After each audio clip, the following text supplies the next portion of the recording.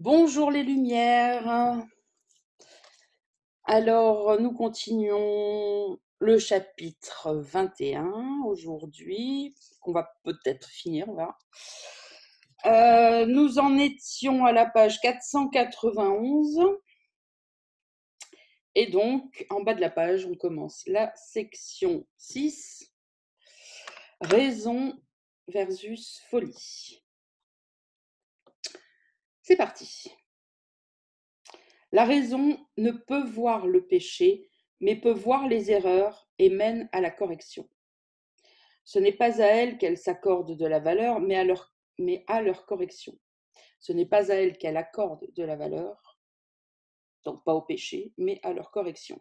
La raison te dira aussi que lorsque tu penses pécher, en fait, tu appelles à l'aide. Or, si tu n'acceptes pas l'aide que tu demandes, tu ne croiras pas qu'il t'appartient de la donner.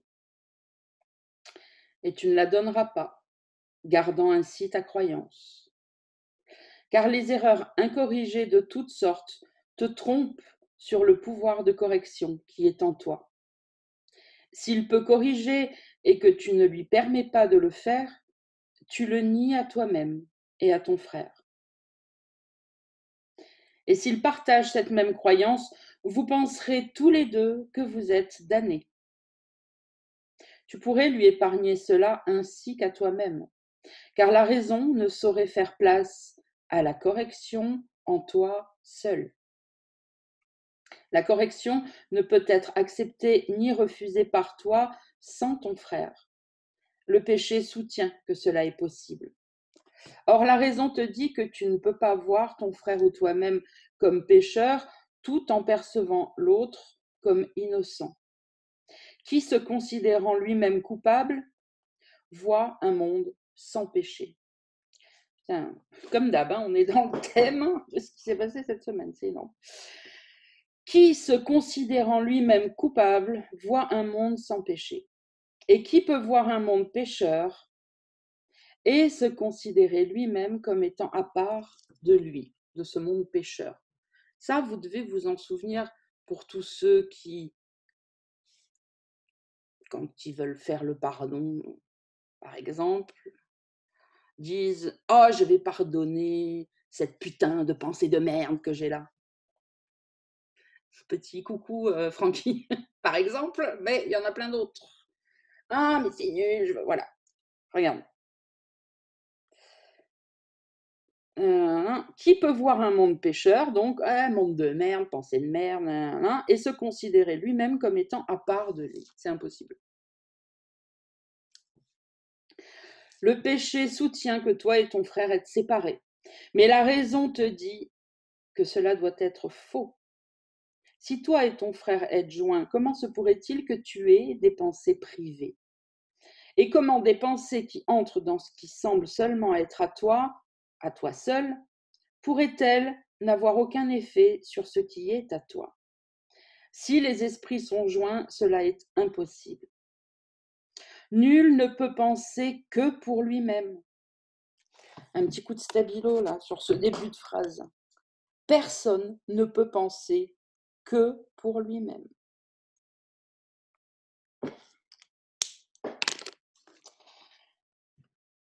Comme Dieu ne pense pas sans son Fils. Cela ne pourrait être que si les deux étaient dans des corps.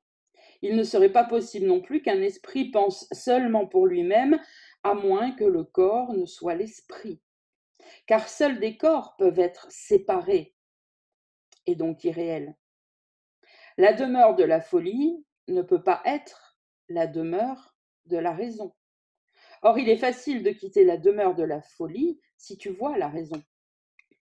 Tu ne quittes pas l'insanité en allant ailleurs. Tu la quittes simplement en acceptant la raison là où était la folie. Folie et raison voient les mêmes choses, mais il est certain qu'elles les regardent différemment. Voilà, ça continue notre lecture de dimanche dernier. D'où est sortie une superbe image que Bribri nous a fait avec les lunettes. Voilà, les lunettes de l'ego, les lunettes du Saint-Esprit, la vision tout simplement, hein. Folie et raison voient les mêmes choses, mais il est certain qu'elles les regardent différemment. On en revient toujours au même truc, il faut le voir. C'est le jugement, en fait. Vous, souvent, vous ne voulez pas voir les choses que vous estimez déplaisantes. Mais c'est parce que vous les estimez déplaisantes que c'est un problème. En fait, en elles-mêmes, elles ne sont rien.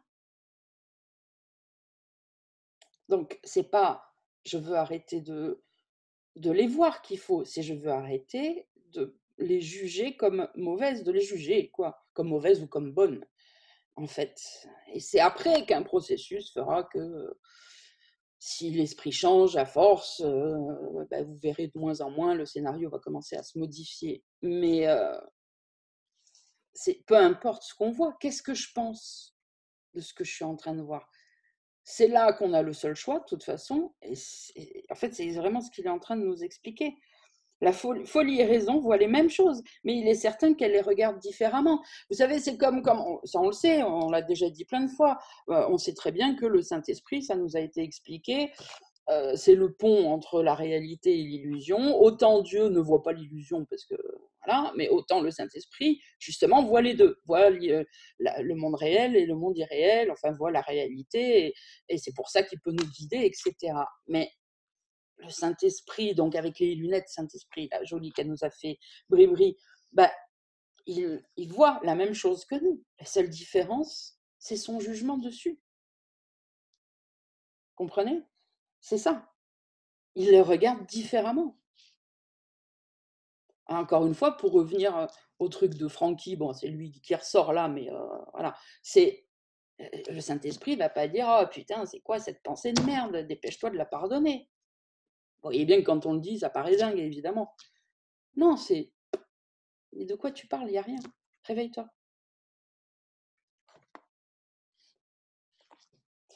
Allez, on continue. Paragraphe 4.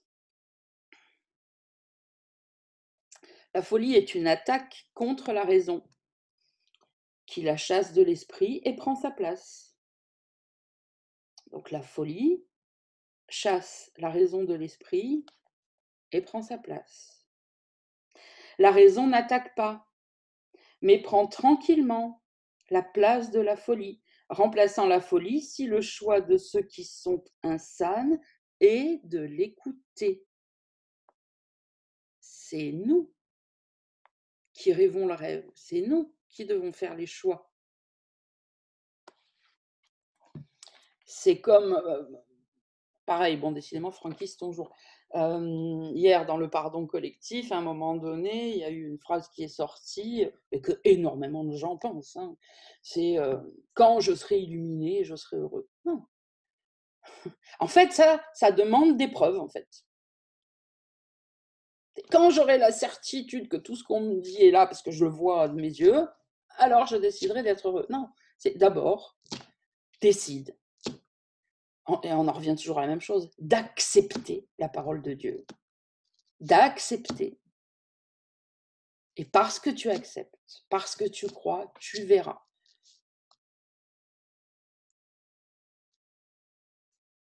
Et de là sort la phrase de Jésus, heureux ceux qui croient sans voir. En fait, tout ça est la même chose. C'est de ça dont ça parle toujours.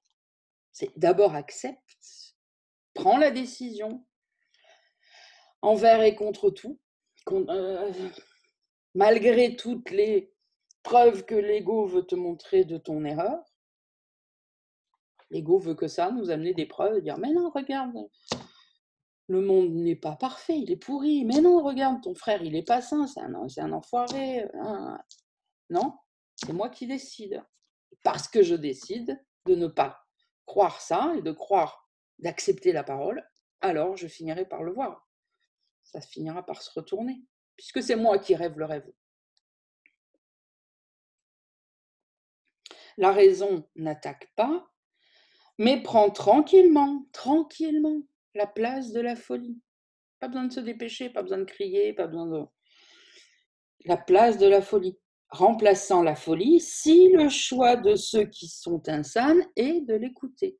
C'est un choix. Mais ceux qui sont insanes ne connaissent pas leur volonté, car ils croient voir le corps et laissent leur folie leur dire qu'il est réel. La raison serait incapable de cela. Et si tu veux défendre le corps contre ta raison, tu ne comprendras ni le corps, ni toi-même. Le corps ne te sépare pas de ton frère. Et tu es insane si tu penses qu'il le fait. Mais la folie a un but et elle croit aussi avoir les moyens de rendre ce but réel. Voir le corps comme une barrière séparant ce dont la raison te dit que ce doit être joint, doit donc être insane. Tu ne pourrais même pas le voir si tu écoutais la voix de la raison. Ce qui est continu, que pourrait-il y avoir le séparant? Et s'il n'y a rien le séparant, comment ce qui entre en une partie ou dans un esprit pourrait-il être tenu à l'écart des autres parties? Et qu'est-ce qui rentre dans un esprit? Des pensées. Hein, là, on reparle de ce qu'il nous disait au début. Il n'y a pas de pensée privée. De quoi vous parlez? Pour avoir des pensées privées, il faudrait que les esprits soient séparés.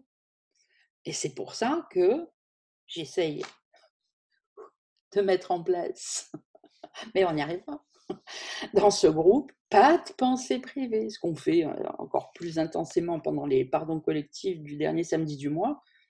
C'est pas de pensée privée parce qu'il n'y en a pas. En fait, c'est pas parce qu'il faut pas, c'est parce qu'il n'y en a pas. Puis d'ailleurs, vous voyez bien qu'à chaque fois qu'on le fait, encore une fois, surtout les samedis du pardon collectif, tout le monde pense la même chose. Tiens, il y a Mag aussi qui a fait un post là-dessus tout à l'heure, hein, d'ailleurs en disant « Ah, c'est difficile à croire ». Bah ouais, mais à force, t'en as la preuve de toute façon. Tu vois bien, tout le monde répète la même chose en disant « Ça ne m'appartient qu'à moi ». Non, c'est la forme qui n'appartient qu'à toi. C'est sûr que si toi tu dis je suis triste parce que mon mari m'a quitté et qu'un mec dit je suis triste parce que ma femme m'a quitté, tu as l'impression que c'est différent. La pensée est la même, c'est juste la forme. Évidemment, c'est pas le même conjoint, mais c'est tout. Mais tout le monde pense les mêmes choses. Pourquoi? Parce qu'il nous le dit, il n'y a pas de séparation. S'il n'y a rien le séparant, comment ce qui entre en une partie, donc comment les pensées qui rentrent dans un esprit, pourraient-ils être tenus à l'écart des autres parties? Et voilà ce que la raison te dirait si tu l'écoutais. Mais pense à ce que tu dois reconnaître si c'est ainsi. On continue. Si tu choisis le péché au lieu de la guérison, tu voudrais condamner le Fils de Dieu à ce qui ne peut jamais être corrigé. Tu lui dis par ton choix qu'il est damné, séparé de toi et de son Père à jamais, et sans espoir de retour sain et sauf. Tu lui enseignes cela et tu apprendras de lui exactement ce que tu as enseigné. Car tu peux seulement lui enseigner qu'il est tel que tu le voudrais. Et ce que tu choisis qu'il soit n'est que ton choix pour toi-même. Or, ne pense pas que cela soit apeurant. Que tu sois joint à lui, cela est un simple fait et non une interprétation. Comment un fait peut-il être apeurant, à moins d'être en désaccord avec ce qui t'est plus cher que la vérité? La raison te dira que ce fait est ta délivrance.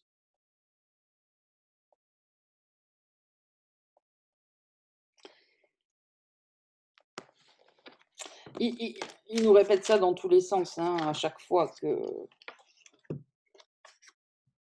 non, on n'est pas séparés, tu vois le corps, tu crois que c'est ça, mais non, c'est pas ça, ça c'est une illusion, etc., etc. Enfin bon, bref. Euh,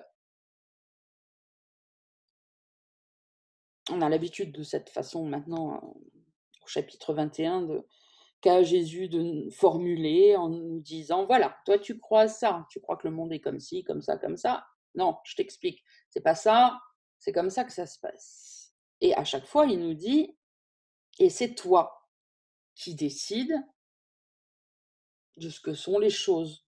Hein, comme là, il dit, tu lui enseignes cela à ton frère et tu apprendras de lui exactement ce que tu as enseigné, car tu peux seulement lui enseigner qu'il est tel que tu le voudrais, et ce que tu choisis qu'il soit n'est que ton choix pour toi-même. Et ces passages-là, voilà, où il nous explique que, mais de toute façon, ce que tu fais à l'autre, c'est à toi, puisque c'est toi qui choisis. Là, il le dit bien, c'est toi qui choisis ce que va être ton frère. Ça revient tout le temps aussi. Et les esprits ont du mal à le saisir. Parce que, regardez, le truc qui va vous aider à le saisir, si vous arrivez à vous en souvenir, alors comme d'hab, hein, notez-le, lisez-le 1000 fois, au bout d'un moment, vous ne l'oublierez plus, c'est l'histoire de la coquille vide, en fait. C'est que vous croyez que le monde en lui-même est quelque chose. Et on réagit en fonction de ce qui se passe, de ce qu'on voit, de ce qu'on entend. Mais le monde en lui-même n'est rien, en fait. C'est ça qu'il faut, enfin, dont il faut essayer de se souvenir pour comprendre ces explications qu'il nous redonne à chaque fois. Parce qu'il n'y a qu'à partir de cette compréhension-là que c'est logique ce qu'il est en train de nous dire. Non, tu enseignes à ton frère ce qu'il est parce que tu vas le voir tel que tu voudrais qu'il soit. Parce qu'en lui-même, il est rien. Parce que le monde en lui-même est vide, neutre, c'est une coquille vide, il n'y a rien. Tu vois voilà, que des coquilles vides, que des ombres, que des formes qui n'ont pas de sens. C'est toi qui donnes un sens. Voilà. Essayez de vous en souvenir comme ça. C'est moi qui donne un sens à ce que je vois. Et vous voyez, au moment où je dis ça, moi, ça me rappelle le passage il y a plusieurs chapitres en arrière, quand il nous dit fixe d'abord le but dans ta journée, sinon comment tu sauras ce qu'il faut faire ou pas? Comment tu sauras ce qu'il faut écarter ou pas? Si tu décides pas le matin, je veux être heureux, je veux la paix et c'est ça que je vais suivre, alors au moment où où un mec va venir te faire une queue de poisson, si tu n'as pas ça fixé dans ta tête, tu vas réagir à l'illusion. Maintenant, si tu t'es répété 1000 fois depuis le matin, je veux la paix, je veux la paix, je veux la paix, ben, tu vas avoir une idée de comment réagir ou ne pas réagir, justement. Au lieu de spontanément t'énerver, de te dire non, je veux la paix. Si je m'énerve ou si j'ouvre la portière pour commencer à discuter avec le mec, est-ce qu'il va en sortir la paix? Non, je sais très bien que non. Donc, je me souviens de mon but et donc je ne pose pas cet acte, je ne suis pas le comportement automatique, etc. Tout ça participe de tout ça. Quand on se souvient qu'en fait le monde en lui-même n'est rien et qui devient ce qu'on décide qu'il soit parce qu'il nous obéit au doigt et à l'œil. La projection nous obéit au doigt et à l'œil puisque c'est nous qui projetons. En fait, comment dire, c'est logique. Donc il faut essayer de garder cette compréhension-là quelque part en vous pour pouvoir comprendre ça à chaque fois que c'est expliqué dans le courant miracle et puis pour pouvoir justement vous en souvenir tout au long de votre journée. C'est moi qui décide. Si je décide de voir le monde comme méchant, mauvais, pourri, machin, mais ok, ok chef, c'est toi qui décides. Ben, c'est ce que tu vas voir et donc c'est ce que tu es aussi puisque c'est toi que tu vois partout. Donc tu vas être méchant, con, pourri. Voilà. Tu veux faire une autre expérience? Alors regarde avec d'autres yeux. Écoute la raison qui te dit que non.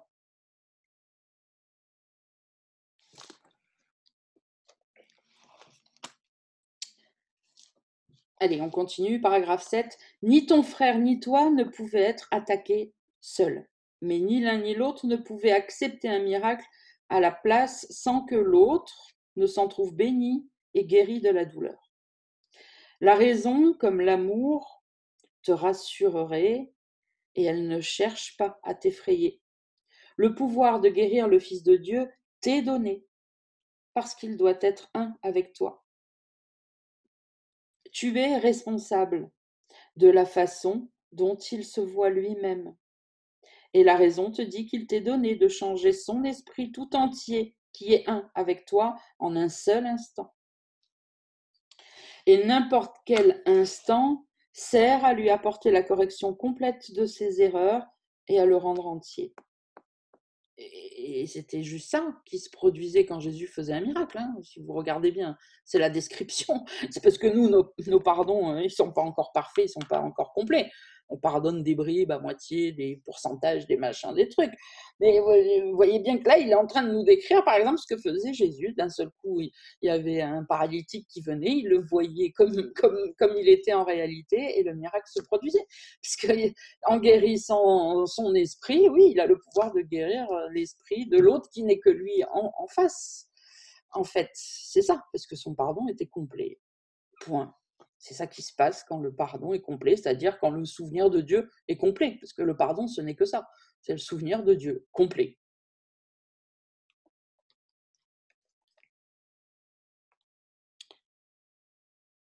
Regardez, je le relis. À partir de la phrase 4. Le pouvoir de guérir le Fils de Dieu t'est donné parce qu'il doit être un avec toi. Tu es responsable de la façon dont il se voit lui-même, ton frère. Oui, tu es responsable puisque c'est toi. Et la raison te dit qu'il t'est donné de changer son esprit tout entier. Pourquoi? Parce qu'il est un avec toi, cet esprit tout entier. Et donc en un seul instant, puisque le temps n'est pas réel. Et donc n'importe quel instant sert à lui apporter la correction complète de ses erreurs et à le rendre entier. Voilà, visionnez bien le truc parce que c'est exactement ce que faisait Jésus. À le voir.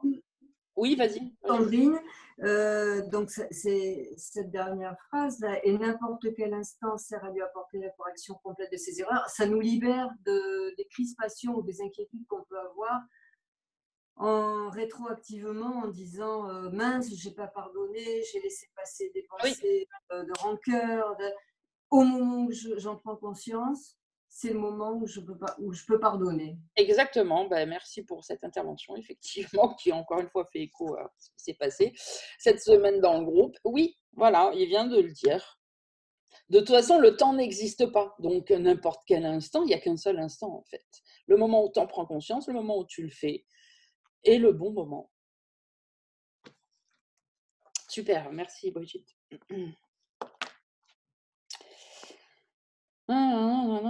Donc on continue. N'importe quel instant sert à lui apporter la correction complète de ses erreurs et à le rendre entier.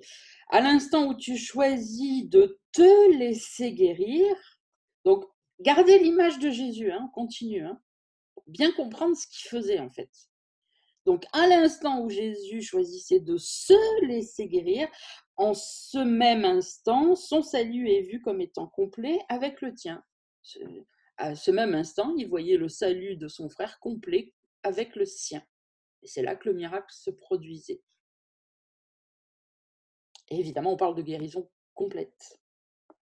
Car la raison, aussi douce que le but dont elle est le moyen, hein, la raison, c'est le moyen du but. C'est ça qu'il nous dit, hein, ne me trompe pas. Car la raison, aussi douce que le but dont elle est le moyen, c'est ça? Sandrine, t'as loupé une phrase, je crois, non? Ah, pardon. Ah oui, la raison t'est donnée pour que tu comprennes qu'il en est ainsi. Ok, merci. Donc je relis. À l'instant où tu choisis de te laisser guérir, en ce même instant, son salut est vu comme étant complet avec le tien. La raison t'est donnée pour que tu comprennes qu'il en est ainsi. Car la raison, aussi douce que le but dont elle est le moyen, conduit sans cesse loin de la folie, vers le but de vérité. Et là, tu déposeras le fardeau qui est de nier la vérité. Et oui, c'est ça le fardeau qu'on porte tous. C'est de nier en permanence la vérité. C'est ça qui nous fatigue, c'est ça qui nous fait faire des dépressions, c'est ça qui nous fait vieillir, tomber malade, mourir, disparaître et recommencer. C'est ça, c'est trop lourd. Évidemment. C'est un effort, il nous le dit souvent, c'est un effort, on ne s'en rend pas compte, c'est inconscient évidemment. Mais c'est un effort qu'on produit à chaque seconde de nier la vérité. C'est-à-dire que c'est notre... Oui, c'est vraiment au niveau de notre soi endormi qui est hors du monde. Et là, tu déposeras le fardeau qui est de nier la vérité. Et oui, et c'est ce fardeau qui est terrible, et non la vérité. Que toi et ton frère soyez joints, c'est votre salut, le don du ciel et non le don de la peur. Est-ce que le ciel semble être un fardeau pour toi? Dans la folie, oui. Or, ce que voit la folie doit être dissipé par la raison. La raison t'assure que le ciel est ce que tu veux, et tout ce que tu veux, rien d'autre. Écoute celui qui parle raison. Qui parle raison? Pas français ça, voyons, lire toute la phrase.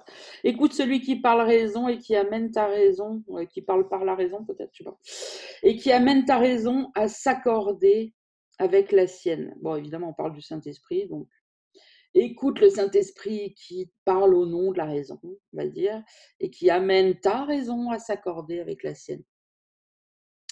Sois désireux de laisser la raison être le moyen par lequel il t'indiquerait comment laisser l'insanité derrière toi. Regardez, un truc très important là, c'est pour ça qu'il ne faut pas lire vite. Sois désireux de laisser la raison être le moyen. Le moyen. Laisse le Saint-Esprit être le moyen, au lieu de toujours vouloir faire tout seul, dire j'ai lu le coup en miracle, j'ai compris des trucs, allez, maintenant, je vais décider de plein de trucs dans ma vie, tout seul. Non. C'est bon, à partir de ce que j'ai compris, je vais prendre d'autres décisions. Non. Tu as juste compris intellectuellement, tu ne peux pas prendre d'autres décisions. Laisse te montrer comment. Tiens, c'est pareil, le truc que j'ai pas dit hier à quelqu'un qui voulait une journée d'éveil. Je veux une journée d'éveil, mais je veux décider quand, comment. Et tant que j'aurai pas trouvé ça, tant que tu n'auras pas trouvé ça, tu l'auras pas déjà, puisque tu veux le faire toute seule. Donc, prends la décision. Je veux une journée d'éveil. Dis-le et laisse te montrer quand et comment. C'est ce qu'on fait en règle générale à chaque fois, depuis bien longtemps maintenant, il n'y a aucun problème. Tout le monde vient, me dit je veux une journée d'éveil, je veux un rendez-vous, je veux une consultation, je veux une retraite, peu importe. Et maintenant vous avez l'habitude, il n'y a personne qui me dit je suis disponible là, je veux ça, ok. Et moi je dis je demande au Saint-Esprit et je laisse. Et puis à un moment donné, j'ai une date qui vient. Et à chaque fois, ça marche à tous les coups. Je vous la donne et tout le monde dit ah putain, mais c'est super. Voilà, et la dernière en date, c'est Michel, là, qui en plus prend une retraite pour venir à Perpignan, donc ça paraît encore plus compliqué que juste une connexion Internet. Et pourtant, et en plus, on peut voir la différence. Michel, elle peut le voir par rapport à la première fois où elle voulait une journée d'éveil, où ça a été une galère parce qu'elle a tellement voulu diriger le truc que bon, bref. Et là, elle n'a rien dit, elle a juste dit voilà, je veux. Et le jour où j'ai reçu la date, ça a pris ce coup-là un petit peu plus de temps, il se passait 15 jours. À un moment donné, j'ai reçu l'information, bref. Et je lui ai dit voilà, telle date, telle semaine. Il m'a dit putain, mais c'est parfait. Ça aurait pas pu tomber mieux. Voilà. Parce que c'est ça, c'est arrêter de vouloir savoir où, quand, comment, on ne peut pas. Voilà, moi je le fais pour vous, je fais le téléphone pour vous avec le Saint-Esprit, mais je le fais pour moi aussi. Et puis évidemment, comme pour soi, des fois c'est plus compliqué, parce que moi aussi il faut que je sois vigilante, est-ce que c'est l'ego, est-ce que c'est le Saint-Esprit? On a le temps, on prend le temps. Il y a des fois, je le sais, c'est évident par mon expérience, puis il y a des fois, si j'ai un doute, si j'ai un doute, j'attends encore une autre confirmation, et une autre, et une autre, et une autre, jusqu'à ce que l'évidence arrive, et qu'au moment où je vois le truc, je dis oui, non, mais là, il n'y a plus aucun doute, c'est évident, en fait. Mais bon, ça, c'est un long entraînement. Je n'avais pas été capable de faire ça au bout de 4 ans, 5 ans ou 6 ans. Donc, bref, ce que je veux dire, c'est que c'est exactement ce qu'il est en train de nous dire. Regardez tout ce qu'il y a dans les phrases. Quand on lit le cours en miracle comme un roman, blablabla, mais qu'est-ce que vous voulez comprendre? Vous ne pouvez pas comprendre, on comprend juste en surface. Regardez, on le relit maintenant, voilà, avec ce qu'on a bien compris et développé là. Sois désireux de laisser la raison, donc le Saint-Esprit, on a bien compris que c'est lui la raison. Donc, sois désireux de laisser le Saint-Esprit être le moyen par lequel il t'indiquerait comment laisser l'insanité derrière toi. Tu veux laisser l'insanité derrière toi? Demande au Saint-Esprit. Et arrête de croire que Parce que ça fait 3 mois que tu étudies et que tu reçois un signe, ça y est, tu es capable de savoir si c'est le Saint-Esprit ou l'ego. Parce que ça aussi, tous les nouveaux le font, tous.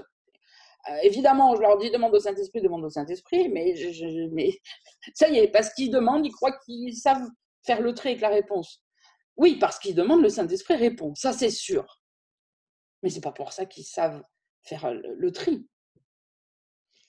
Donc c'est pour ça aussi qu'on fera encore plus tard. La dernière fois, j'ai dit que le week-end du 11-12 janvier, on fera le week-end pour le week-end d'éveil pour les règles pour la décision. Et après, alors j'ai encore pas la date là, mais sûrement 2 mois après, on fera un week-end pour éclaircir tout ça, la communication avec le Saint-Esprit, parce que c'est essentiel aussi. Bref, donc laisse le Saint-Esprit te dire, demande-lui, et après, on apprend à faire le distinguo. Mais déjà, demande-lui, il va te répondre, et à un moment donné, tant que tu n'es pas sûr que c'est lui, et c'est sûrement pas la première idée qui te vient, qui est le Saint-Esprit, c'est toujours l'ego qui veut parler en premier, surtout quand on débute. Et donc, patience. Au début, tu peux pas poser une question pour demain, c'est pas possible. Hein, c'est pas possible. Ou alors, il faut passer par quelqu'un dont tu es sûr. Mais sinon, si tu veux le faire par toi-même, il va falloir que tu attendes, que tu vérifies plein de fois. Bon, si tu prends la réponse de l'ego, de toute façon, c'est pas grave. Hein. Tu t'en rendras compte au bout d'un moment parce que ça sera une catastrophe, ça va te faire souffrir, ça va pas jouer, ça va faire plein de problèmes, ça va compliquer plus le truc. Mais en tout cas, il faut commencer par avoir la volonté de... C'est un réflexe, c'est pareil, c'est un entraînement de l'esprit. Parce qu'évidemment qu'on n'y arrive pas là, tous ensemble, tout le monde doit se dire oui, oui, bien sûr. Et la preuve, dans le feu de l'action, oh ben non, alors que ça fait plus d'1 an et demi, je cherche quand même la date de la journée d'éveil toute seule. Alors qu'intellectuellement, c'est su. C'est un entraînement de l'esprit. Entraînez-vous à chaque fois que vous avez une idée, besoin d'une réponse, une question à vous, qu'est-ce que je fais là, à dire je ne veux pas décider par moi. Je me souviens de ne surtout pas, dans la précipitation, commencer à décider par moi-même. Je commence par le donner, on verra. Puis après, j'y pense plus. C'est comme le pardon. J'y pense plus, on verra. Ce qui vient pas, je vais commencer à faire le tri. Mais c'est pareil, c'est un entraînement de l'esprit, parce que notre réflexe premier, c'est j'ai un problème, je cherche une solution, évidemment. C'est comme ça qu'on a été éduqué dans le monde, en plus, hein, évidemment. Hein. Donc c'est un réflexe qu'il faut un moment pour s'en défaire. C'est comme le pardon, c'est un réflexe. Il n'y a personne qui peut dire ah oui, ça y est, j'ai compris, pardonner, c'est pas bien. Bon, c'est décidé, à partir de demain, j'arrête juger. C'est pas bien, à partir de demain, j'arrête de juger. C'est pas parce qu'on le dit qu'on va le faire. C'est un long processus. Mais par contre, on peut le redire plein de fois. Voilà, pour y arriver. Mais je veux dire, de toute façon, le jour où on arrête de pardonner, on devient Jésus, on rentre. Je veux dire, c'est automatique. Par contre, on peut en prendre conscience et décider au moment où on en a conscience de dire non. Moi, je suis comme vous.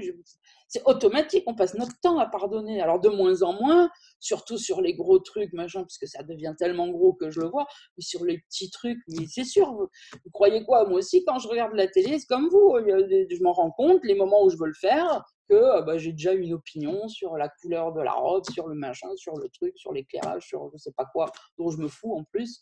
Et c'est un automatisme, donc on le défait petit à petit, c'est un processus. On le défait, mais pour ça, déjà, il faut le vouloir, et il faut décider de commencer à s'entraîner. Hein, parce que c'est pas juste en y pensant, en s'entraînant jamais qu'on va y arriver.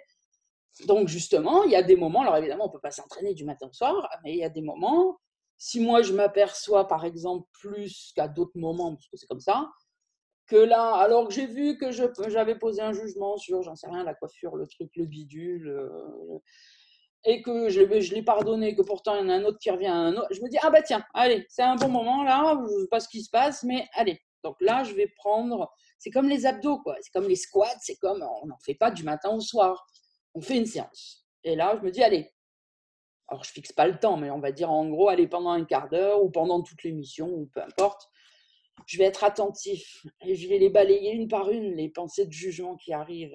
Hein, c'est bien, c'est pas bien, c'est machin. Puis après, bon, peut-être qu'au bout d'un moment, on en a marre, vous arrêtez, vous le referez à un autre moment. Ne cherchez pas la perfection tout de suite. De toute façon, c'est un processus, c'est impossible. Mais par contre, ce sont des périodes d'entraînement. Voilà. Et puis, il y a des fois, vous pouvez décider de la période d'entraînement. C'est pas compliqué, hein. Vous pouvez dire, tiens, allez, qu'est-ce que je fais maintenant? Allez, bah tiens, je vais passer un quart d'heure, allez, je vais faire n'importe quoi. Je viens sur le groupe, j'ouvre la radio, j'ouvre la télé, je vais m'asseoir à la terrasse d'un café, je regarde les gens passer, ce que vous voulez, un parc, sur un banc, et vous allez voir, et laisser le mental, blablabla, et ça c'est bien, ça c'est pas bien, j'ai mal, machin, truc. Et là, vous décidez d'apprendre à faire stop, de dire, ok, stop les jugements, et à chaque fois que vous envoyez un, non, merci, non. Saint-Esprit, j'en veux pas, j'en veux pas, j'en veux pas. Voilà, ça fait partie des entraînements. Et on verra d'ailleurs tout ça le week-end prochain. Ah bah du coup, j'en profite pour redire à tout le monde, faites-moi penser avant peut-être de couper l'enregistrement, que je le redise à la fin encore une fois, si j'oublie.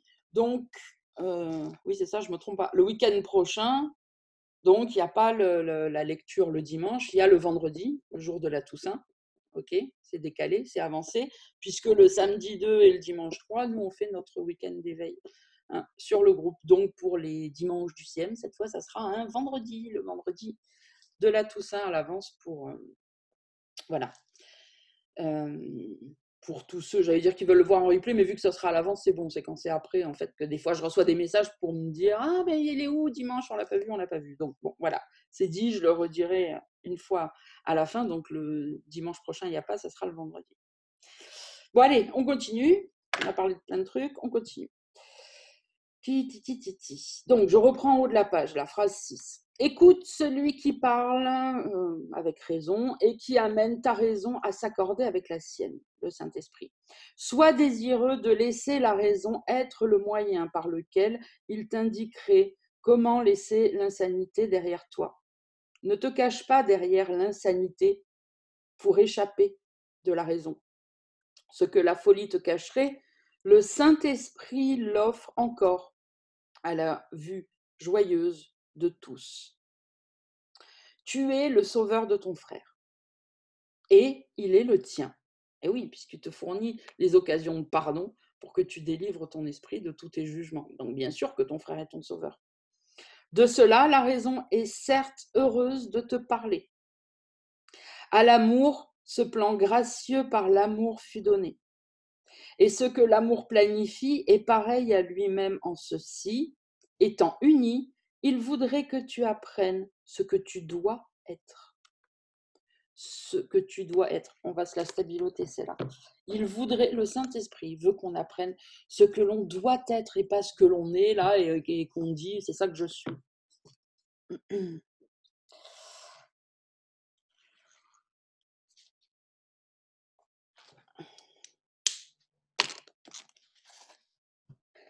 Étant unis, donc l'amour, le Saint-Esprit, c'est pareil, il voudrait que tu apprennes ce que tu dois être.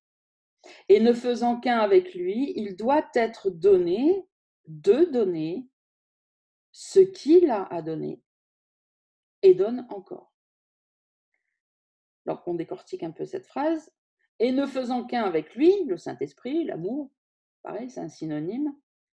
Si tu fais un avec le Saint-Esprit, donc, il doit être donné à toi de donner ce que le Saint-Esprit a à donner et qu'il donne encore. Okay. Ne passe pas un instant dans l'heureuse acceptation de ce qui t'est donné à donner à ton frère et apprends avec lui ce qui a été donné à tous les deux. Il n'y a pas plus de bonheur à donner qu'à recevoir, mais il n'y en a pas moins. Le Fils de Dieu est toujours béni, ne faisant qu'un.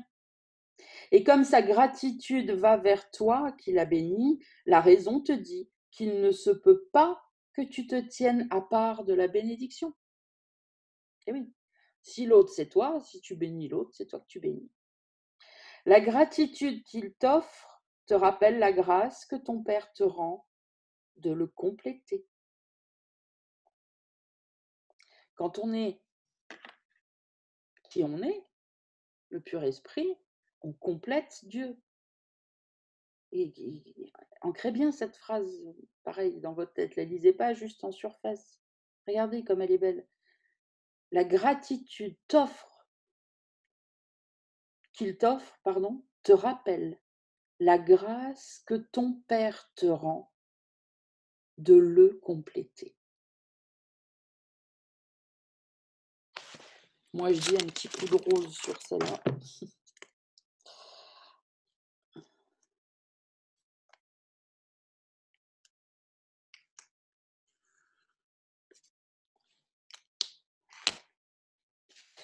Ici seulement, la raison te dit que tu peux comprendre ce que tu dois être. Ton père est aussi proche de toi que l'est ton frère. Or, que pourrait-il y avoir de plus proche de toi que l'est ton soi? Le pouvoir que tu as sur le Fils de Dieu n'est pas une menace pour sa réalité. Il ne fait que l'attester. Où sa liberté pourrait-elle résider, ailleurs qu'en lui-même, s'il est déjà libre? Et qui d'autre que lui-même pourrait le lier s'il nie sa liberté? On ne se moque pas de Dieu, pas plus que son Fils ne peut être emprisonné, sauf par son propre désir. Et c'est par son propre désir qu'il est libéré. C'est par son propre désir qu'il est libéré. Et on en revient de nouveau à « c'est moi qui décide ». C'est un choix. Tant qu'il y a des pensées qui vous diront que vous êtes victime de votre incapacité, j'en sais rien, du temps qu'il faut, enfin bon bref, victime de quelque chose. Non. C'est une décision. En fait, ça marche tellement à l'envers de ce qu'on nous a appris et qu'on n'a pas remis en question. Le monde croit, surtout le monde de l'ego spirituel, croit qu'il faut mériter le salut, que un jour quelqu'un va descendre pour dire toi tu es l'élu, tu es machin, tu es truc. C'est toi qui décides. C'est à partir du moment où tu dis maintenant je décide que je suis le Christ, que tu as une chance de commencer à en faire l'expérience et de le démontrer en fait. Arrêtez d'attendre que quelqu'un vienne vous donner l'absolution, le ticket, le feu vert, comment ça s'appelle? C'est comme les chevaliers de la table ronde, là, merde, ça me revient plus. Bon, bref, voilà, d'être adoubé, merci, d'être adoubé par on ne sait pas qui, un être supérieur, une vision, un machin qui vous dira, toi, mais non, mais on te dit que tu l'es, il va falloir que tu le décides pour pouvoir commencer à avoir une chance d'en faire l'expérience. Et évidemment, l'ego tout de suite vient dire mais pour qui tu te prends? Et quand on le croit en profondeur, même si en surface on dit non, non, non, eh ben évidemment, il se produit quoi? Il se produit plein de gens qui viennent vous écrire quand vous faites des vidéos et des machins pour vous dire ah mais pour qui tu te prends? Mais t'as pas vu comment tu fais? Mais ça, il n'y a pas d'autre. Ça, c'est les doutes à soi qui sont vus quand on commence comme ça. Donc on les pardonne, à un moment donné, ça s'arrête. Et si de temps en temps, une fois tous les 2 ans, il y en a un qui vient, c'est que, ah bah tiens, il y avait peut-être une petite couche, une petite toile d'araignée que je n'avais pas vue au fond du fond, allez, je le pardonne aussi, et puis ça s'en va. Mais c'est une décision. C'est vrai que je comprends, moi aussi, hein, j'ai navigué pendant des années dans tout ce truc, bon évidemment surtout sur Facebook, et c'est comme ça qu'on avait accès, hein, en fait, hein, peu importe où on est dans un petit village, un petit coin paumé de la France ou d'ailleurs, d'avoir accès à la spiritualité, et on a vu tous ces gens, tous ces enseignants, tous ces machins, tous ces trucs, contemporains ou très anciens d'ailleurs, hein, parce que la force de Facebook, c'est ça, c'est qu'on peut partager, avoir accès à plein de choses et où on a l'impression que c'est quelqu'un d'élu, c'est quelqu'un, mais qui va venir vous dire un jour que c'est bon, vous êtes enseignant, vous pouvez y aller, que c'est bon, que vous êtes le Jésus, et que c'est pas comme ça que ça marche. Vous pouvez attendre des milliards de vies comme ça, puisque de toute façon, il n'y a que vous partout et vos idées partout. Donc, si vous doutez à l'intérieur, tout le monde va vous faire douter à l'extérieur. C'est pareil dans la vie. Si vous attendez, alors que vous avez envie d'être, j'en sais rien, chanteur, et que vous attendez que quelqu'un vienne vous dire « Tiens, je te donne un ticket, c'est bon, tu peux le marquer sur ton mur, tu es chanteur, vas-y, chante et va aux maisons de disques proposer tes albums, machin », mais tu peux attendre, il ne se passera jamais rien. C'est toi qui décides à un moment donné de dire non. je fais. Et c'est toi qui vas, en fait, créer, enfin, pas créer, c'est pas le bon mot, mais voilà, faire l'expérience de tout ça parce que ça va s'ancrer de plus en plus dans ton esprit. Si tu passes des années à chanter, même si au début tu n'es pas reconnu et que personne t'écoute, ça s'ancre dans ta tête. Peut-être que tu n'es pas un chanteur professionnel, peut-être que tu n'es pas une star si on ne te connaît pas, mais t'en doutes plus que tu es chanteur, tu fais ça du matin au soir. Après, le reste, c'est des détails. Plus on y croit, plus machin, plus truc. Bon. Mais voilà, et donc il n'y a personne qui va venir vous dire, ça y est, tu es éveillé, pour reprendre le terme, ça y est, tu es illuminé. Ça ne se passe pas comme ça, arrêtez d'attendre, ça ne se produira jamais. Décidez d'accepter la parole de Jésus dans le cours qui vous dit tu l'es, décidez-le, marquez-vous-le partout, là, pareil, sur les miroirs, machin. Je suis illuminé, je suis le Christ, je suis déjà dans les jardins du ciel. Petit clin d'œil à Jairo. J'y suis, je suis ça. Je complète déjà mon Père maintenant, je le suis. Et maintenant, je vais le prouver au monde par, voilà, mon comportement qui va changer, par plein de choses, en fait. Évidemment, je ferai encore des erreurs, mais c'est pas grave, je suis là pour apprendre. Ben, les erreurs, c'est pas grave. J'ai quelqu'un qui va les prendre pour moi, je les pardonne et ça y est, c'est réglé. J'ai une option pour les erreurs, elle a été donnée par Dieu. Tu les pardonnes et c'est terminé.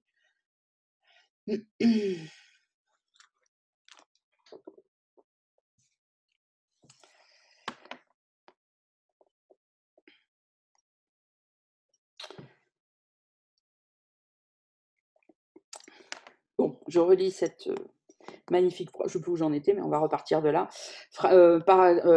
Paragraphe 10, phrase 3, la gratitude qu'il t'offre, le Saint-Esprit, te rappelle la grâce que ton Père te rend de le compléter. Ici seulement, la raison te dit que tu peux comprendre ce que tu dois être. Ton Père est aussi proche de toi que l'est ton frère, or que pourrait-il y avoir de plus proche de toi que l'est ton soi? Ok, je l'avais lu. On continue. Le pouvoir que tu as sur le Fils de Dieu n'est pas une menace pour sa réalité. Oui, voilà, c'est de là que c'est parti. Le pouvoir que tu as sur le Fils de Dieu n'est pas une menace pour sa réalité. Il ne fait que l'attester, sa réalité. Où sa liberté pourrait-elle résider ailleurs qu'en lui-même s'il est déjà libre? Et qui d'autre que lui-même pourrait le lier s'il nie sa liberté? On ne se moque pas de Dieu, pas plus que son Fils ne peut être emprisonné, sauf par son propre désir. Voilà.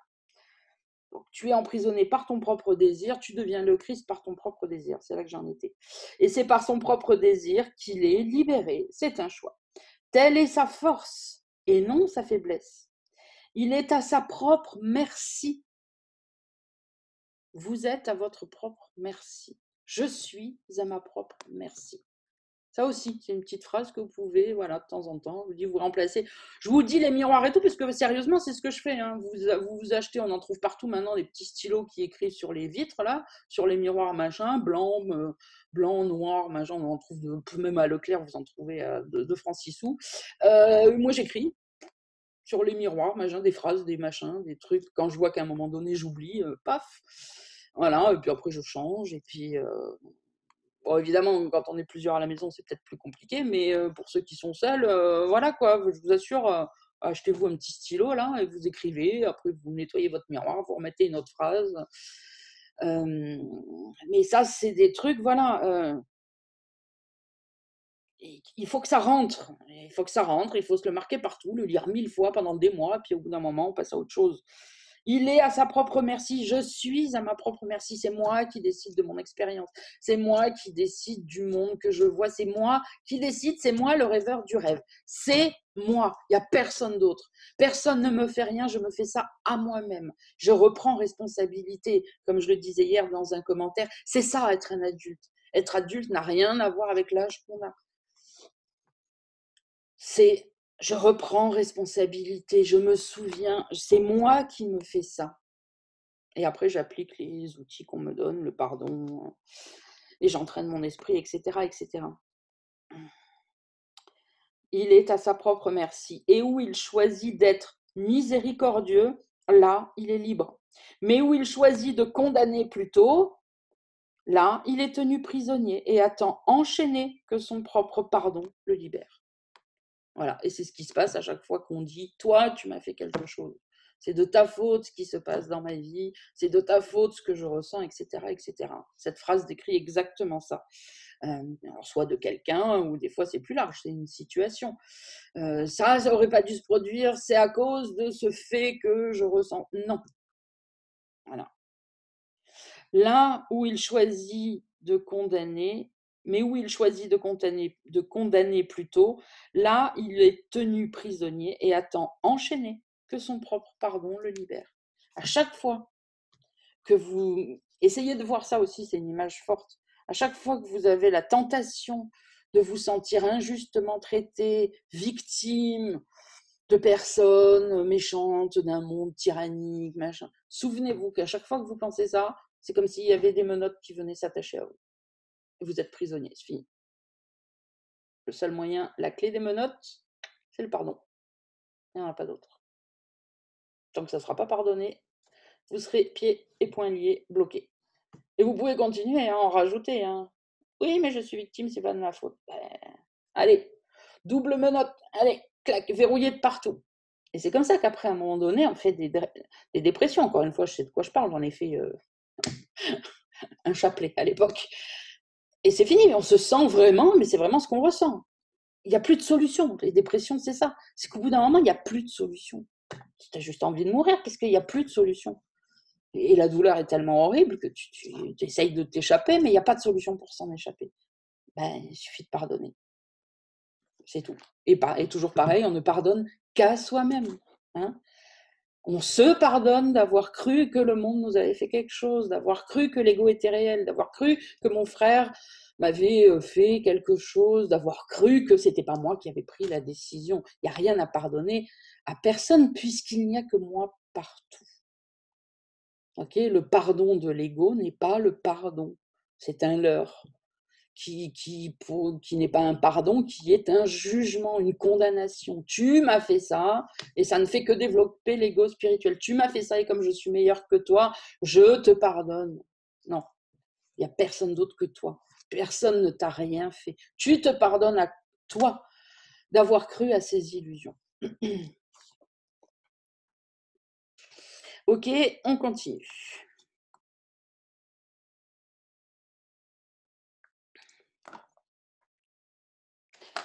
Section 7, la dernière question laissée sans réponse. Ne vois-tu pas que toute ta misère vient de l'étrange croyance que tu es impuissant? Tiens, boum, hop, stabilo. J'adore.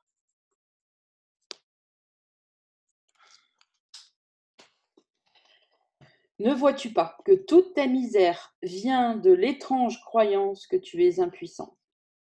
Être impuissant est le coût du péché. L'impuissance est la condition du péché, la seule qu'il requiert pour être cru. Seuls les impuissants pourraient croire en lui. L'énormité n'a aucun attrait, sauf pour les petits. Et seuls ceux qui croient d'abord être petits pourraient y voir une attraction. La trahison du Fils de Dieu est la défense de ceux qui ne s'identifient pas à lui. Et tu es pour lui ou contre lui. Ou tu l'aimes ou tu l'attaques. Tu protèges son unité ou tu le vois mis en pièces et mis à mort par ton attaque. On parle toujours, bien sûr, des pensées, une attaque en pensée. Je précise pour ceux peut-être qui prennent les trucs en cours de route, qui tomberaient sur cette vidéo, on ne parle pas d'une attaque physique, c'est symbolique tout ça. Le courant miracle parle toujours au niveau de l'esprit. Ok, on continue. Nul ne croit que le Fils de Dieu est impuissant. Ceux qui se voient eux-mêmes impuissants doivent croire qu'ils ne sont pas le Fils de Dieu. Allez, stabilo.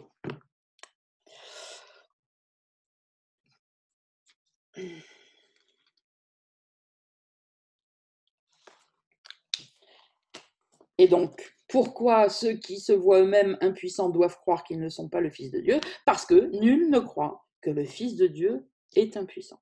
Ok ? Et donc, s'ils ne sont pas le Fils de Dieu, que peuvent-ils être sinon son ennemi? C'est ou l'un ou l'autre. Il n'y a pas qu'un choix, il n'y en a que deux. Et que peuvent-ils faire sinon lui envier son pouvoir et par leur envie s'en rendre eux-mêmes apeurés? Vous voyez, une explication de, de l'envie, de la jalousie, qui surgit chez tout le monde à un moment donné. Voilà. Et oui. Que peuvent-ils faire sinon lui envier son pouvoir et par leur envie s'en rendre eux-mêmes apeurés de ce fameux pouvoir qu'apparemment les autres ont et pas moi? Ceux-là sont les ténébreux, silencieux et apeurés, seuls et ne communiquant pas, qui ont peur que la puissance du Fils de Dieu ne les frappe à mort et qui dressent leur impuissance contre lui. Ils rejoignent l'armée des impuissants pour livrer leur guerre de vengeance, d'amertume et de malveillance contre lui, pour le rendre un avec eux, parce qu'ils ne connaissent pas qu'ils sont un avec lui. Ils ne savent pas qui ils haïssent. Ils forment certes une bien triste armée, chacun aussi susceptible d'attaquer son frère ou de se retourner contre lui-même que de se souvenir qu'il pensait avoir une cause commune. Frénétiques, bruyants et forts, ainsi semblent être les ténébreux. Or, ils ne connaissent pas leur ennemi, sauf qu'ils le haïssent. Dans la haine, ils se sont rassemblés, mais sans se joindre les uns aux autres. Car s'ils l'avaient fait, la haine serait impossible. L'armée des impuissants doit être démantelée en présence de la force. Ceux qui sont forts ne sont jamais traîtres, parce qu'ils n'ont aucun besoin de rêver de pouvoir, ni de passer du rêve à l'acte. Comment une armée agirait-elle en rêve? N'importe comment. On pourrait la voir attaquer n'importe qui avec n'importe quoi. De raison, il n'y en a pas dans les rêves. Une fleur se change en épée empoisonnée. Un enfant devient un géant et une souris rugit comme un lion. Et l'amour est tourné en haine tout aussi facilement. Ceci n'est pas une armée, mais une maison de fous. Ce qui semble être une attaque planifiée est un chahut. L'armée des impuissants est faible en effet. Elle n'a pas d'armes et pas d'ennemis. Bien sûr, elle peut envahir le monde et chercher un ennemi, mais elle ne peut jamais trouver ce qui n'est pas là. Bien sûr, elle peut rêver qu'elle a trouvé un ennemi, mais cela changera alors même qu'elle attaque, de sorte qu'elle courra aussitôt sans chercher un autre, sans jamais arriver à se reposer dans la victoire. Et tout en courant, elle se retourne contre elle-même, pensant avoir entrevu le grand ennemi qui échappe toujours à son attaque meurtrière en se changeant en quelque chose d'autre. Comme cet ennemi paraît traître, qui change tellement qu'il est même impossible de le reconnaître. Or, la haine doit avoir une cible. Elle n'est pas un peu forte cette lumière? Je suis en train de me dire. Je vais bronzer à la fin. Pardon, je fais une pause, mais hop. C'est un truc qu'on m'a offert il y a quelques années. On n'en était jamais servi. C'est censé reproduire la lumière naturelle. Je me suis dit que là, ce serait utile, mais ça commence à me... Enfin, ça chauffe pas, mais ça me... Ouais, c'est bon, vous me voyez assez. Alors, je reprends, pardon. Or, la haine doit avoir une cible. Il ne peut y avoir de foi dans le péché sans un ennemi. Qui, croyant dans le péché, oserait croire qu'il n'a pas d'ennemi? Pourrait-il admettre que personne ne l'a rendu impuissant? Pourrait-il admettre que personne ne l'a rendu impuissant? La raison lui enjoindrait sûrement, c'est-à-dire lui dirait, de ne plus chercher ce qui ne peut être trouvé. Or, il doit d'abord être désireux de percevoir un monde où il n'est pas. Allez, on en revient au même truc. Donc la raison lui dirait de ne pas chercher ce qui ne peut pas être trouvé d'ennemi, ok? Mais il doit d'abord être désireux de percevoir un monde où il n'y a pas d'ennemis. Sinon, tu ne le verras pas, ce monde-là. Il n'est pas nécessaire qu'il comprenne comment il peut le voir. Bum, merci. Bah oui, évidemment, c'est la question d'après. Mais comment ce serait possible alors? Et je la connais cette question, hein, parce que j'ai eu la même que vous hein, à l'époque. Ah bon, mais si je fais ça, mais alors comment c'est possible? On s'en fout. Il nous dit, allez, regardez s'il n'est pas dans notre tête, Jésus. Voilà, il doit d'abord être désireux de percevoir un monde où il n'est pas, et il n'est pas nécessaire qu'il comprenne comment il peut le voir. Il ne devrait pas essayer, car il se concentre sur ce qu'il ne peut pas comprendre. Il ne fera qu'accentuer du coup son impuissance et laisser le péché lui dire que son ennemi doit être lui-même. Mais qu'il se pose seulement ces questions, les bonnes, sur lesquelles il doit se décider. Et alors cela sera fait pour lui. Est-ce que je désire un monde que je gouverne plutôt qu'un monde qui me gouverne? Première question. Deuxième. Est-ce que je désire un monde où je suis puissant plutôt qu'impuissant? Est-ce que je désire un monde dans lequel je n'ai pas d'ennemis et ne peux pécher et ne peux pas pécher? Quatrième question. Est-ce que je peux voir ce que j'ai nié parce que c'est la vérité? Tu as peut-être déjà répondu aux 3 premières questions, mais pas encore à la dernière, car celle-là semble encore apeurante et différente des autres. Or, la raison t'assurerait qu'elles sont toutes les mêmes. Nous avons dit que cette année ferait ressortir l'identité des choses qui sont identiques. Cette ultime question, qui est en effet la dernière sur laquelle tu auras besoin de te décider, semble encore contenir une menace que les autres ont perdue pour toi. Et cette différence imaginaire atteste ta croyance que la vérité est peut-être l'ennemi qu'il te reste à trouver. Je vous relis la question. Est-ce que je veux voir ce que j'ai nié parce que c'est la vérité? Est-ce que je veux voir la vérité, hein, si on raccourcit? On continue. Donc, je reprends la phrase 6. Et cette différence imaginaire atteste ta croyance que la vérité est peut-être l'ennemi qui te reste à trouver. Là donc semblerait être ton dernier espoir de trouver le péché et de ne pas accepter le pouvoir. N'oublie pas que le choix entre le péché et la vérité, l'impuissance et la puissance, c'est le choix entre l'attaque et la guérison. Allez, encore une belle phrase à mettre en jaune.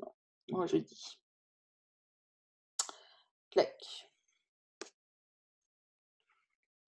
N'oublie pas que le choix entre le péché et la vérité, l'impuissance et la puissance, c'est le choix entre l'attaque et la guérison. Car la guérison vient de la puissance et l'attaque de l'impuissance. Celui que tu attaques, tu ne peux pas vouloir le guérir. Et celui que tu voudrais voir guéri doit être celui que tu choisis pour être protégé contre l'attaque. Et cette décision, n'est-ce pas le choix entre le voir avec les yeux du corps et le laisser être révélé par la vision? J'adore comment c'est formulé ça. Décidément, aujourd'hui, je vais même la mettre en bleu.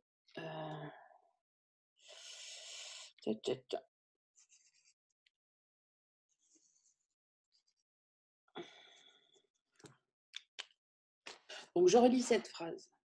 Et cette décision, n'est-ce pas le choix entre le voir avec les yeux du corps et le laisser être révélé par la vision? Vous voyez, ça répond même, il me semble que c'était dimanche dernier, où je disais attention, la confusion, la vision, quand il parle de la vision, c'est pas les yeux du corps, c'est la vision intérieure. Là, il en donne une super définition, voir avec les yeux du corps, mais quand c'est la vision, là il le redit, le laisser être révélé par la vision, ce n'est pas quelque chose qu'on voit, c'est quelque chose qui est révélé. Alors oui, on peut en avoir une image intérieure, mais d'abord ce n'est jamais qu'une image intérieure, quand quelque chose nous est révélé, on le ressent, on le voit, on l'entend, enfin bon, voilà.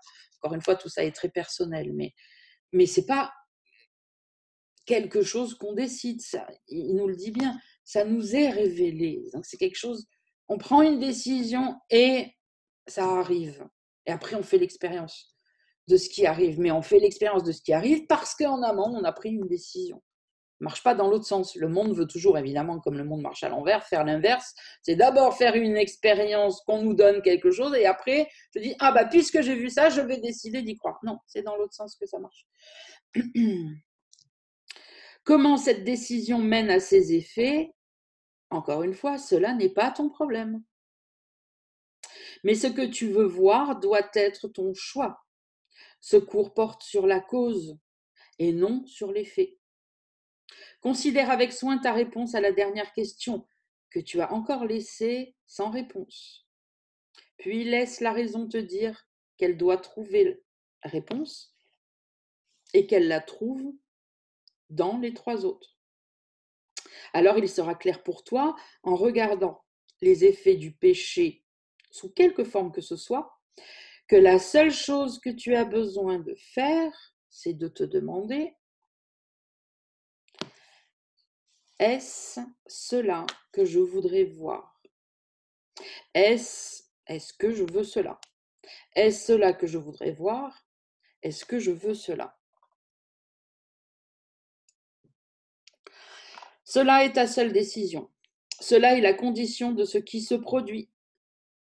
Cela est la condition de ce qui se produit. On pourrait même dire de ce qui se produira, ce que tu vas voir après. C'est d'abord je décide. Et après, j'ai la preuve de ce que je décide en fait. Cela est ta seule décision, cela est la condition de ce qui se produit. C'est sans rapport avec la façon dont ça arrive, mais pas avec le pourquoi. Tu as le contrôle de cela. Et si tu choisis de voir un monde sans ennemis, dans lequel tu n'es pas impuissant, alors les moyens de le voir te seront donnés après. Je vais saouler tout le monde aujourd'hui, mais c'est d'abord on choisit et après on a les moyens. C'est d'abord on décide qu'on veut une journée d'éveil et après on nous dit où, quand, comment. C'est d'abord on choisit de voir le monde sain, innocent, non coupable et après on fera l'expérience de ça. C'est d'abord on décide qu'on est le Christ et après on recevra des informations pour nous dire comment être le Christ, etc., etc., etc.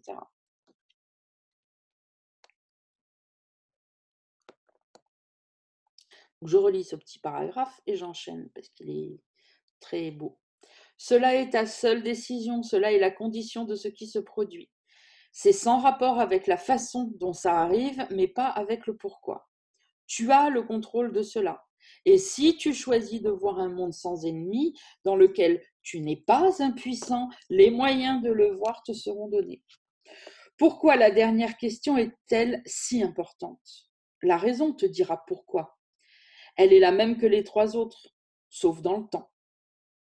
Les autres sont des décisions sur lesquelles tu peux revenir, que tu peux prendre et reprendre. Mais la vérité est constante et suppose un état où les vacillements sont impossibles. Tu peux désirer un monde que tu gouvernes et qui ne te gouverne pas, puis changer d'esprit. Tu peux désirer échanger ton impuissance pour la puissance, puis perdre ce même désir dès qu'une petite lueur de péché t'attire. Ce que vous faites quand même beaucoup tous dans le groupe, le jour où vous arrêterez de faire ça, je vous jure, il va y avoir un énorme changement. Moi, le jour où j'ai arrêté de croire à ça, bon, alors encore une fois, peut-être que je le fais des fois, je ne m'en rends pas compte, enfin, peu importe, parce que de toute façon, j'en ai pas les effets, donc je m'en fous en fait. Mais voilà, c'est le problème, ça. C'est ah oui, alors allez, là après la lecture d'aujourd'hui, peut-être que tout le monde va être à bloc pendant une journée ou deux, et après c'est fini. Et après ça retombe, et après on refait un autre choix. Et en fait, c'est ça tout le temps. Hein, c'est mais non, mais je suis victime, mais non, mais je sais pas comment faire, mais non, mais j'ai oublié comment pardonner, mais non, mais non. Mais c'est juste parce que vous avez oublié de faire vos choix, en fait. Vous voyez? Donc, je relis.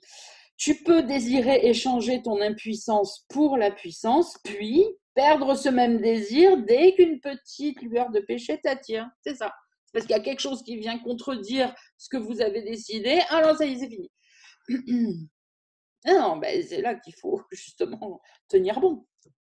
Et tu peux vouloir voir un monde sans péché, puis laisser un ennemi te tenter d'utiliser les yeux du corps et changer ce que tu désires.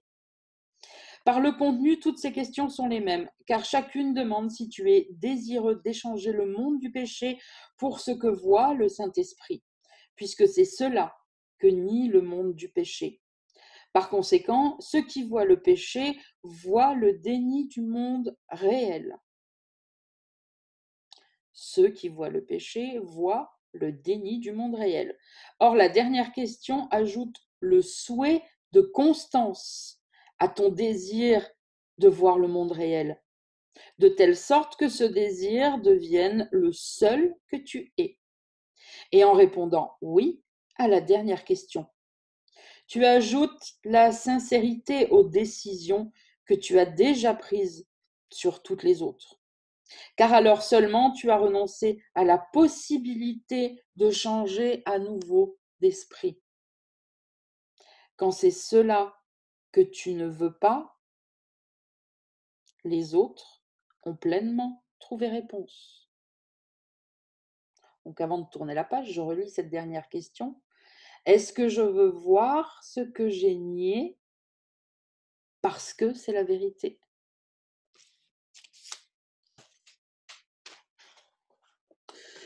Pourquoi penses-tu que tu n'es pas sûr que les autres aient trouvé réponse? Les autres questions, hein. Si elles avaient leur réponse, serait-il nécessaire de les poser aussi souvent? Jusqu'à ce que la dernière décision ait été prise, la réponse est à la fois oui et non. Car tu as répondu oui sans percevoir que oui doit vouloir dire pas non. J'adore. On est tellement con, tellement débile qu'il faut qu'il nous... C'est maternelle, niveau maternel. Alors, prenez vos petites ardoises, écrivez. Oui doit vouloir dire pas non. Si c'est oui, c'est pas non. J'adore. Oh putain. Nul ne décide d'aller contre son bonheur, mais il peut le faire s'il ne voit pas qu'il le fait. Et s'il voit son bonheur comme une chose toujours changeante, tantôt ceci et tantôt cela, et tantôt une ombre fugitive qui n'est attachée à rien, alors il décide d'aller contre lui. Un bonheur qui t'échappe ou un bonheur aux formes changeantes qui varient selon le temps et le lieu, cela est une illusion qui n'a pas de signification. Le bonheur doit être constant, parce qu'il est atteint en renonçant au souhait de l'inconstant. Allez, encore la leçon d'hier du jour après le pardon collectif. Je décide d'être heureux du matin au soir, de lundi à dimanche, de janvier à décembre, jusqu'à la fin de ma vie. Et dès que quelque chose vient qui me fait faire une autre expérience que ce bonheur constant, alors ça veut dire que c'est une illusion, puisqu'il n'y a que les illusions qui blessent. Il n'y a que ce qui ne vient pas de Dieu qui est douloureux, et ce qui ne vient pas de Dieu est une illusion. Donc, je le stoppe, je le pardonne, je détourne mon attention. C'est simple comme bonjour. Mais faut-il encore prendre la décision? C'est peut-être ça qui est moins simple à un moment donné. Bon, bah, vous pouvez vous tâter, vous avez tout le temps que vous voulez pour vous décider. Vous êtes libre de prendre le temps, il n'y a aucun jugement à avoir dessus. Mais si vous sentez que vous êtes prêt, prenez cette putain de décision, j'ai envie de dire. Parce que c'est de là que tout le reste va découler, en fait. Le bonheur doit être constant, parce qu'il est atteint en renonçant au souhait de l'inconstant. La joie ne peut être perçue que par une vision constante. Et c'est pour ça que la joie qui m'anime en, en profondeur ne peut pas être en fonction des gens que je vois, des amoureux que j'ai, des choses que je mange, de l'argent que j'ai, de la chaleur qu'il fait, des vêtements que j'ai. C'est impossible. Ça, ce sont les cerises sur le gâteau. Bien sûr que si ça vient, il n'y a pas de problème. Et que s'il y a une copine qui arrive en me disant « Oh ma chérie, ça fait longtemps que je ne t'ai pas vu, tiens, je t'ai amené un plateau de fruits de mer parce qu'elle sait que j'adore ça. » Bah, bien sûr que je vais le manger. Pas dire « Oh non, bah, pas dire trop, Satanas. » Voilà. Mais sauf que qu'il y ait le plateau de fruits de mer ou pas, ça ne change rien à ma joie. Ma joie, elle est là parce que je l'ai décidé. Point. Et à chaque fois que quelque chose vient et essaye de me tenter pour me dire non, deviens triste, soit comme si, soit mélancolique, soit mal. Non. Et le plateau de fruits de mer, ou la copine qu'on n'a pas revue depuis des années et qu'on est heureuse de serrer dans ses bras, ou ta sœur qui habite au Panama, à l'autre bout de la planète, qui un jour partira sur la Lune, peut-être, on ne sait pas. Eh ben, quand ça fait 15 ans que tu ne l'as pas vue et que tu l'as dans les bras, tu es contente, bien sûr. Mais ce n'est pas une condition à ma joie. Ce n'est pas une condition à ma joie. Parce que sinon, je serais malheureuse.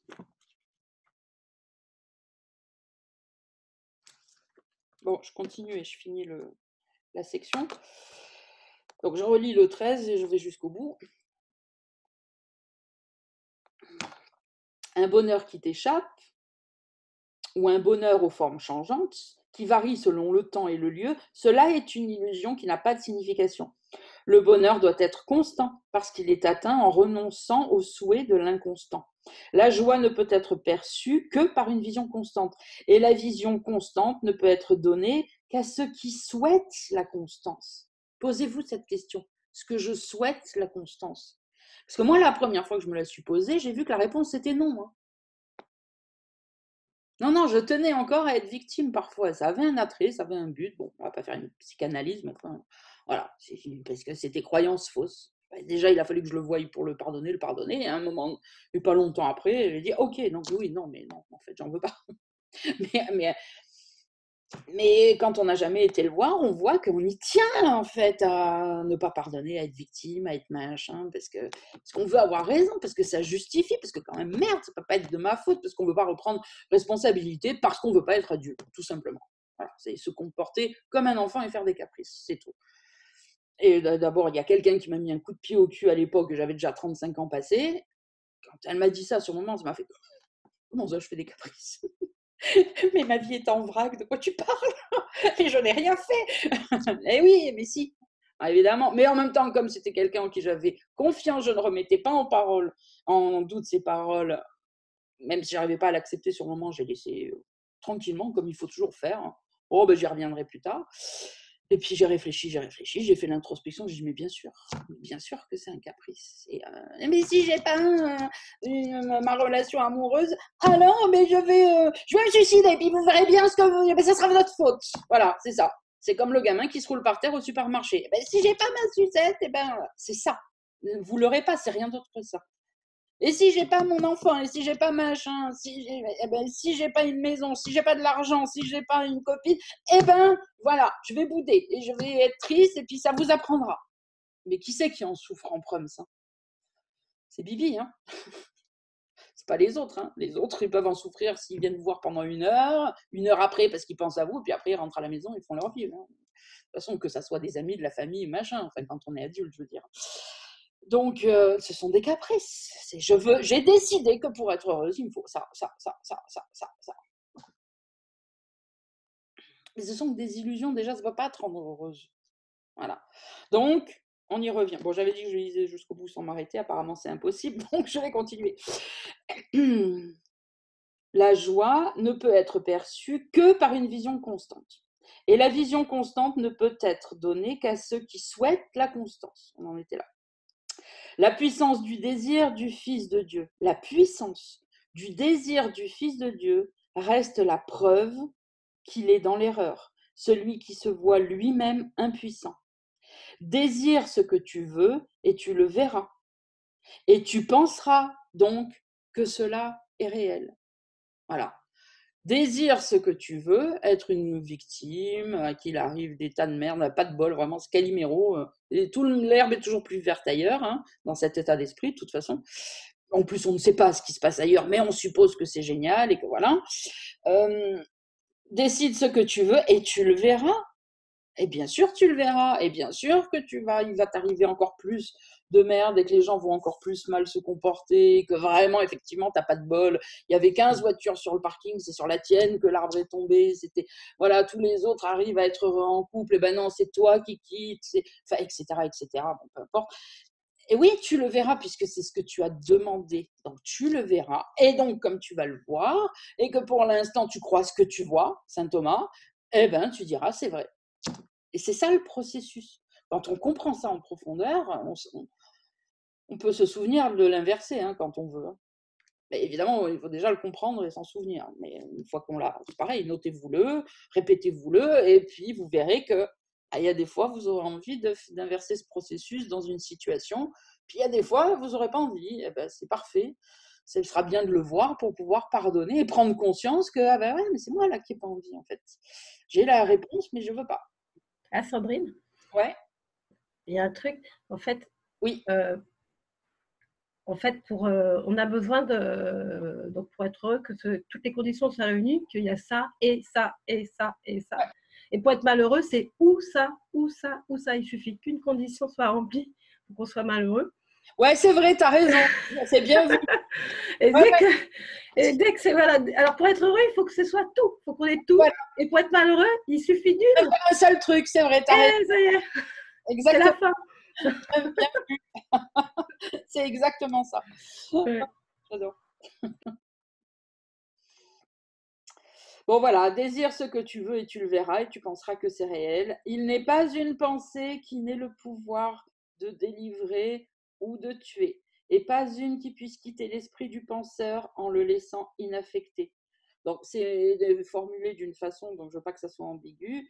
Il est en train de dire la dernière phrase, il n'y a pas une pensée qui n'ait pas un pouvoir, soit le pouvoir de délivrer, soit le pouvoir de tuer. Hein. C'est ça qui est dit. Hein.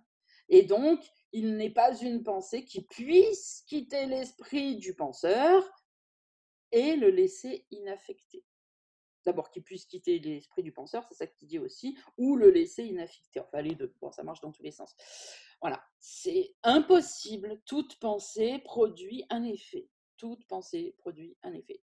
La première fois qu'on lit ça, peut-être ça peut faire flipper, mais encore une fois, c'est parce que l'ego veut comprendre, machin, et se dire, non, cherche pas à comprendre.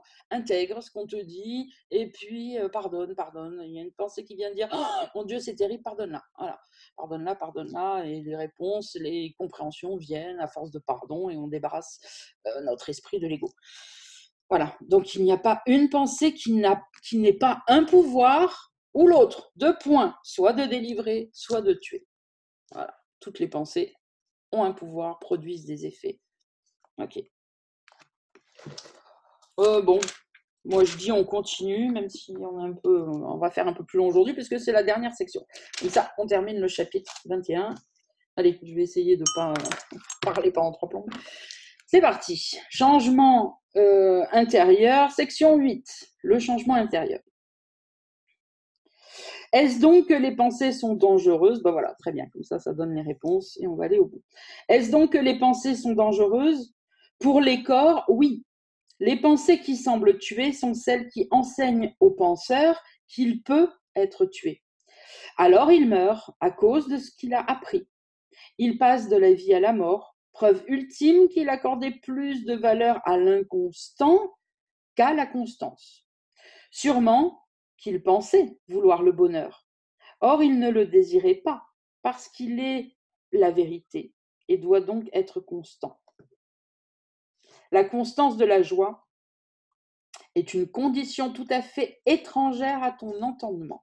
Or, si tu pouvais seulement imaginer ce qu'elle doit être, tu la désirerais même si tu ne la comprends pas.